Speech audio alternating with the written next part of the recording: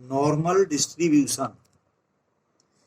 It is a continuous probability distribution which was first discovered by French mathematician De Moivre in 1733 as the limiting case of binomial distribution.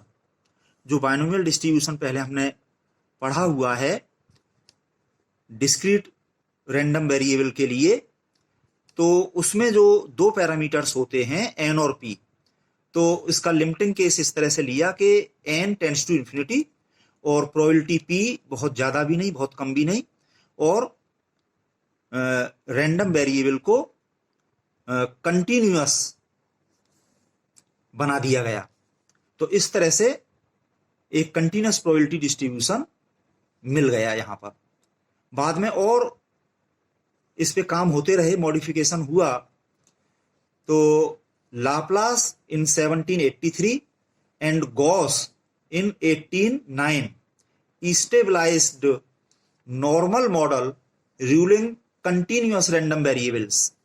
तो ये continuous random variables के लिए यहां पर ये modified form में इस जगह पे जो ये नॉर्मल डिस्ट्रीब्यूशन बन गया, तो आजकल हम इसी को पढ़ रहे हैं और ये गॉस के नाम पर गॉसियन डिस्ट्रीब्यूशन भी कहलाता है। तो अब यहां पर हम इस नॉर्मल डिस्ट्रीब्यूशन को इस तरह से डिफाइन करते हैं। एक continuous random variable capital x is said to have a normal distribution with parameters mu and sigma।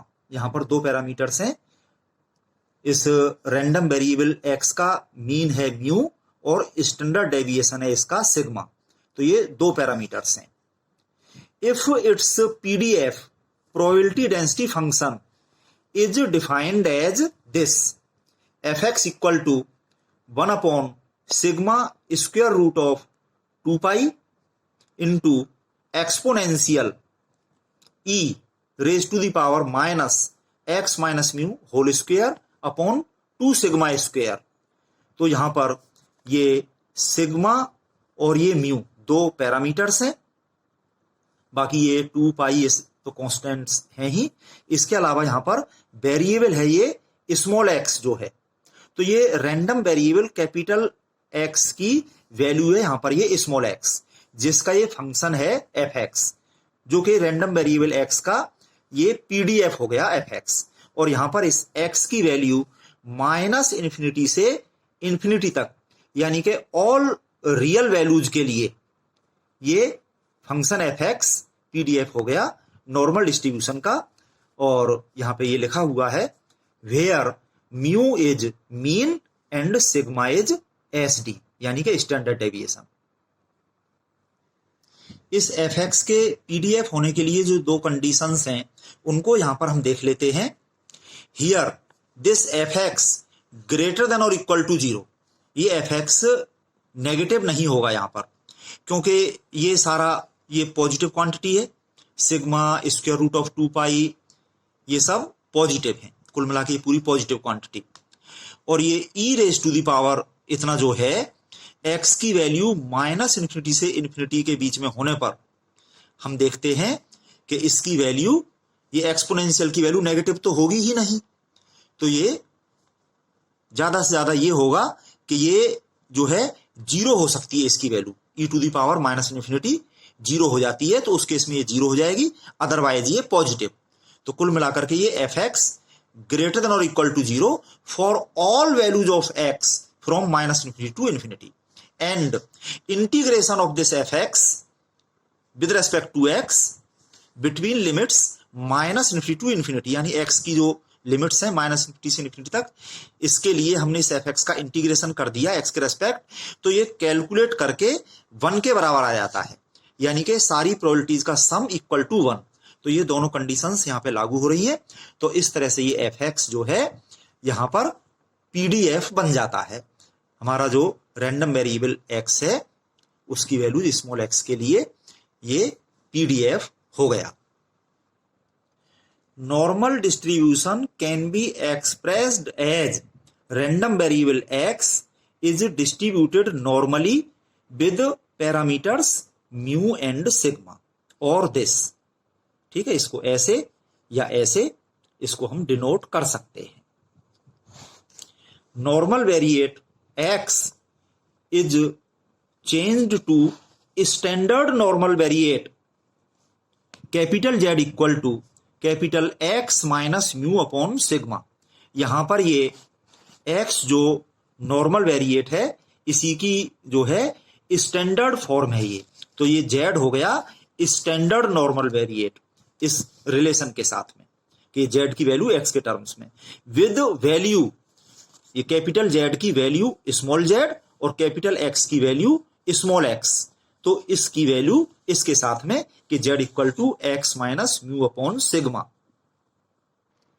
Now graph of PDF, तो ये हमारे नॉर्मल डिस्ट्रीब्यूशन का जो पीडीएफ है एफ एक्स जिसकी वैल्यू ऊपर लिखी हुई है हमने आपको समझाई, तो उसके लिए ये ग्राफ है, ये ग्राफ आ रहा है इस तरह से। आप देखिए कि ये एक्स डायरेक्शन में ये रियल नंबर लाइन है ये एक्स के लिए, और यहां इसको हम एक्स एक्सिस कह सकते हैं, रैंडम वेरिएबल एक्स की एक्सिस, और यहां पर ये जो है लाइन है एक्स इक्वल टू म्यू, यानी यहां पर एक्स की वैल्यू हमने म्यू ले ली। ठीक है, तो इस एक्स एक्सिस के परपेंडिकुलर लाइन ये हो गई एक्स इक्वल टू म्यू। तो इस लाइन के सिमेट्रिकल है ये curve y equal to F X, इस लाइन के जैसी इधर है वैसी ही इधर है। ठीक है, और इस एक्स एक्सिस और इस curve y equal to F X के बीच में ये जो पूरा जो टोटल एरिया है ये 1 के बराबर है, यानी कि टोटल प्रोबेबिलिटी इक्वल टू 1 के बराबर। ये जो यहां पर है ये प्रोबेबिलिटी, ये जो है सारी प्रोबेबिलिटीज का सम इक्वल टू 1, ये पूरा एरिया रिप्रेजेंट हो रहा है यहां पर, ये वाला जो एरिया है ये पूरा। ठीक है, तो क्योंकि ये इस लाइन के इधर उधर बराबर है तो इधर ये पूरा 0.5 यहां से लेके पूरा ये आगे जा रहा है एक्स की लिमिट -∞ तक आगे, और इधर ये वाला एरिया 0.5 है, यहां पे ये x टेंड्स टू इन्फिनिटी आगे तक ये जा रहा है ये पूरा एरिया। तो यहां पर ये x की वैल्यू ये म्यू, फिर इससे आगे हम देखें कि सिग्मा जो स्टैंडर्ड डेविएशन है उतनी डिस्टेंस यहां पे लगा ली हमने, तो ये x की वैल्यू हो गई यहां पर म्यू प्लस सिग्मा, और इसी तरह से इधर इतनी ही डिस्टेंस इधर ये हो गई x की वैल्यू म्यू माइनस सिग्मा।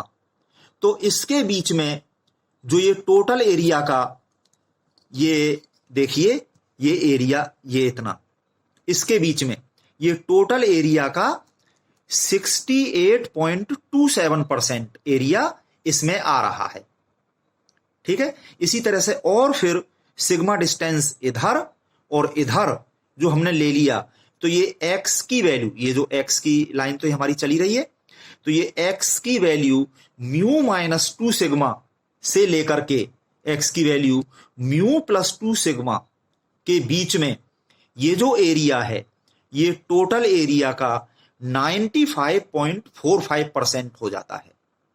फिर और सिग्मा डिस्टेंस आगे यहां पे हो गया ये म्यू प्लस 3 सिग्मा और इधर ये म्यू माइनस 3 सिग्मा, तो इसके बीच में जो ये एरिया है टोटल एरिया 1 का ये हो जाता है एरिया 99.73%, यानी कि यहां से आगे x की वैल्यू म्यू प्लस 3 सिग्मा से आगे इधर जो कि ये आगे तक जा रहा है x टेंड्स टू इन्फिनिटी तक, और इसी तरह से इससे इधर जो है ये x tends to minus infinity तक, ये बहुत ही कम एरिया बचता है, यानी कि यहां पे आ गए 99.73%, तो बाकी बहुत कम बचा।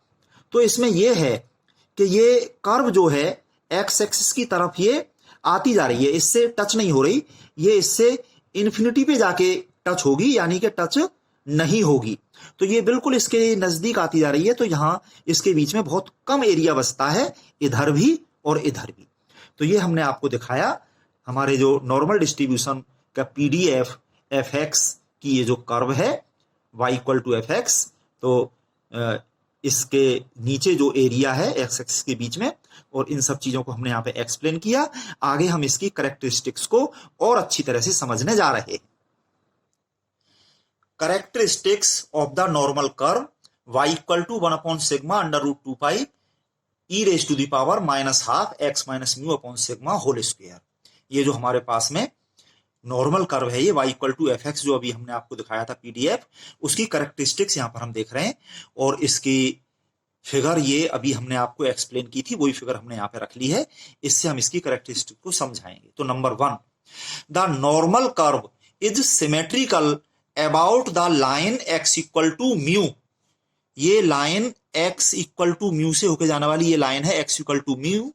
इस लाइन के अबाउट ये नॉर्मल कर्व सिमेट्रिकल है, इस लाइन के जैसी इधर है वैसी ही इधर है। And is bell shaped extending from x tends to -minus infinity to x tends to infinity. ये जो है बेल यानी कि घंटी के आकार की ये कर्व बन रही है, x टेंड्स टू -इंफिनिटी से x टेंड्स टू +इंफिनिटी तक। और यहां पे इसके जो हम देखें स्क्यूनेस के लिए कोफिशिएंट्स β1 की वैल्यू 0 और उससे γ1 की वैल्यू 0 आ जाती है, यानी कि इसमें स्क्यूनेस नहीं है बिल्कुल भी, और ये सिमेट्रिकल है। Number 2, the PDF curve of normal distribution that is normal curve, ये जो नॉर्मल कर्व है इज यूनी मॉडल। यहां पर इसका केवल ये एक ही मोड है, हाईएस्ट वैल्यू इस जगह पे आ रही है इसकी, यहां पर ये एक ही मोड है यहां पर, यानी कि ये यूनी मॉडल है। And mean equal to median equal to mode equal to mu. Mu जो कि मीन है उसके ही बराबर मीडियन और मोड भी यहां पे हो जाते हैं। यहां पर x इक्वल टू म्यू पर जो है this equal to x equal to mu equal to median equal to mode, mean median mode सब यहां इसी के बराबर हैं इस जगह। Number 3, x axis is the asymptote to the normal curve. ये जो x एक्सिस है इससे ये कर्व टच होगी इंफिनिटी पे जाके, यानी कि टच नहीं होगी इधर x टेंड्स टू इंफिनिटी पे। ये कर्व इसके नजदीक आती जा रही है यहां, और इंफिनिटी तक इसी तरह से इसके नजदीक और होती जाएगी। इसी तरह से x टेंड्स टू -इंफिनिटी पे जाके इधर जो है टच होगी ये, यानी कि नहीं होगी। ये इसके नजदीक इधर भी आती जा रही है, पर ये इससे पूरी तरह से मिल नहीं पाएगी। तो ऐसा जब होता है किसी लाइन से कोई कर्व इस तरह से जब होती है तो वो लाइन एसिम्प्टोट कहलाती है। तो इस कर्व के लिए ये एक्स एक्सिस एसिम्प्टोट है, ठीक है। Number 4, the value of y decreases sharply on both sides of x equal to mu. ये x इक्वल टू म्यू वाली जो लाइन है, इस लाइन के दोनों साइड में इधर भी और इधर भी ये y की वैल्यू यहां से फिर ये शार्पली डिक्रीज हो रही है इस तरह से, और ये becoming almost 0 at x equal to mu +-3 sigma. और यहां से ये शार्पली डिक्रीज होते होते यहां पर x equal to mu +3 sigma पे ये जो है, ये यहां पर ये जो वैल्यू है इसकी y की वैल्यू, ये बिल्कुल टेंड्स टू 0 हो जाती है यहां पे ये बिल्कुल। इसी तरह से x equal to mu -3 sigma पे भी यहां पर ये y की जो वैल्यू है ये टेंड्स टू 0, यानी कि बिल्कुल x एक्सिस के नजदीक हो जाती है ये यहां पर। तो इस तरह से जो हम देखते हैं कि यहां से आगे जो पूरा एरिया जो 0.5 है पूरा ये आगे तक, तो यहीं तक का ये मैंने यहां पे ये लाइन बनाई हुई है। तो ये इतना जो एरिया है ये एरिया 0.4987 इतना हो जाता है ये एरिया, तो बहुत कम बचता है यहां से आगे ये area. Number 5, the normal curve has points of inflection at x equal to mu +- sigma. यहां पर ये x equal to mu plus sigma पर ये जो कर्व है यहां पर ये पॉइंट मैंने यहां पे लगाया हुआ है। इसी तरह से x equal to mu minus sigma के ऊपर इस कर्व पर ये पॉइंट मैंने लगाया हुआ है। तो ये ऐसा है कि यहां से ये कर्व जो ऐसी आ रही है इस तरह से, ये ऐसे जो कॉन्वेक्स फॉर्म में आ रही है, फिर ये यहां से आगे ये इस तरह से इस फॉर्म में हो जाती है, इस तरह से कॉनकेव फॉर्म में। पहले ये कॉन्वेक्स आ रही थी, फिर ये कॉनकेव हो गई। तो इसमें जो चेंज आया है वो यहां पे आया है इस पॉइंट पर। इस पॉइंट तक तो ये ऐसे आ रही थी, फिर इस पॉइंट से ये ऐसी हो गई। इसी तरह से यहां पे भी इस पॉइंट तक ये ऐसे आ रही है कॉन्वेक्स फॉर्म में, और फिर इस पॉइंट से ये कॉनकेव फॉर्म में हो गई। तो जहां पर ये कॉन्वेक्सिटी और कॉन्वेक्सिटी कॉनकेविटी एक दूसरे में कन्वर्ट होती हैं, वो पॉइंट ऑफ इन्फ्लेक्शन कहलाता है। तो इस नॉर्मल कर्व का ये है पॉइंट ऑफ इन्फ्लेक्शन और ये है पॉइंट ऑफ इन्फ्लेक्शन। दो हो गई ये, x equal to mu plus minus sigma पर। Number 6, the normal curve lies above x axis entirely. ये पूरी की पूरी नॉर्मल कर्व इस एक्स एक्सिस के ऊपर है पूरी तरह से, entirely. Number 7, the normal curve is mesokurtic. तो कोफिशिएंट्स ऑफ कर्टोसिस यहां पर हम देखते हैं, तो बीटा 2 की वैल्यू 3 आ जाती है और gamma 2 equal to beta 2 minus 3 equal to 0 हो जाता है। तो ये मेसोकर्टिक हो जाती है। ये बहुत ज्यादा जो है लेप्टोकर्टिक भी नहीं है और बहुत नीचे प्लेट जैसी प्लेटिकर्टिक भी नहीं है, ये बीच में है नॉर्मल यानी कि मेसोकर्टिक। एरिया अंडर नॉर्मल कर्व, इस नॉर्मल कर्व के नीचे जो ये एरिया टोटल एरिया 1 है, इसको हम देख रहे हैं, थोड़ा सा एरिया इसमें। The area under normal curve is the probability P equal to this. पूरा तो हमारा टोटल प्रोबेबिलिटी 1 के बराबर है, पर यहां पर हमने देखी है probability P equal to integration with respect to X की लिमिट म्यू से अल्फा। यहां पर तो x इक्वल टू म्यू है और यहां से आगे कोई पॉइंट ले लिया हमने ये x इक्वल टू अल्फा। तो line x equal to mu से line x equal to alpha के बीच में ये जो एरिया है, ये जितनी प्रोबेबिलिटी को रिप्रेजेंट करता है, this probability P equal to ये इंटीग्रेशन PDF fx का x के रेस्पेक्ट x की लिमिट म्यू से अल्फा के बीच में ये होता है। तो इसमें fx की वैल्यू यहां पे हमने रख दी, जो PDF है कांस्टेंट तो इंटीग्रेशन से बाहर आ गया, बाकी एक्सपोनेंशियल इतना ये बचा।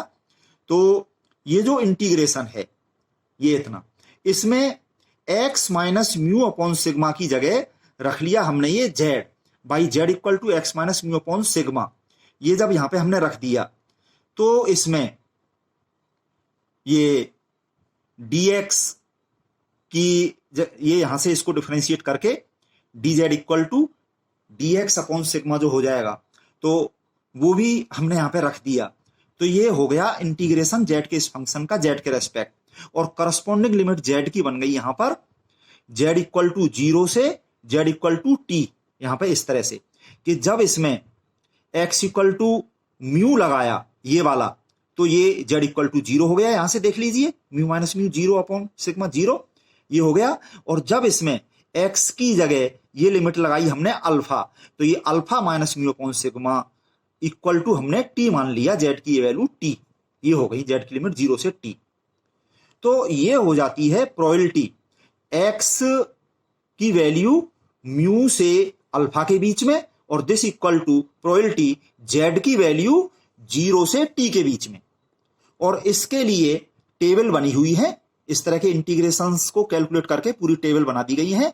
तो उस टेबल से हम ये देख लेते हैं, ये हो जाता है हमारा एरिया z की वैल्यू, ये capital Z normal standard normal variate की वैल्यू स्मॉल z 0 से t के बीच में, ये एरिया हो जाता है area under this normal curve. This area is seen by table of areas under normal curve, जो कि प्रोबेबिलिटी टेबल और नॉर्मल टेबल कहलाती है। इस इंटीग्रेशन से टेबल बनी हुई है, तो उनसे हम ये वैल्यू देख लेते हैं कि z की वैल्यू कितने से कितने के बीच में है। तो वहां से हमको एरिया मींस ये प्रोबेबिलिटी पता चल जाती है।